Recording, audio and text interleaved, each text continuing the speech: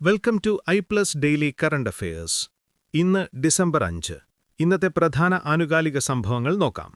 2025 ലോക അത്ലറ്റിക് അവാർഡുകളിൽ Swedish pole vault താരവും ഇരട്ട ഒളിമ്പിക് ചാമ്പ്യനുമായ അർമാൻ മോണ്ടോ ഡുപ്ലാന്റിസും അമേരിക്കൻ സ്പ്രിന്റർ സിഡ്നി മക്ലൗഫിൻ ലെവ്റോണും യഥാക്രമം പുരുഷ-വനിതാ വിഭാഗങ്ങളിൽ ലോക അത്ലറ്റ്സ് ഓഫ് ദി ഇയറായി തെരഞ്ഞെടുക്കപ്പെട്ടു.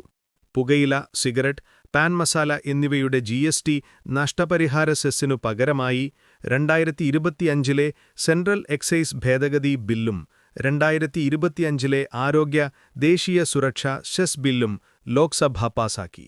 പഞ്ചാബ് നാഷണൽ ബാങ്കിന്റെ പുതിയ ഉൽപ്പന്നങ്ങൾ പുറത്തിറക്കുക, നൂതന ആശയങ്ങൾ അടിസ്ഥാനമാക്കിയുള്ള ഉപഭോക്തൃ ബന്ധം ശക്തിപ്പെടുത്തുക എന്ന ആവശ്യം മുൻനിർത്തി ആദ്യ വനിതാ ബ്രാൻഡ് അംബാസഡറായി ഹർമൻപ്രീത് കൗറിനെ നിയമിച്ചു.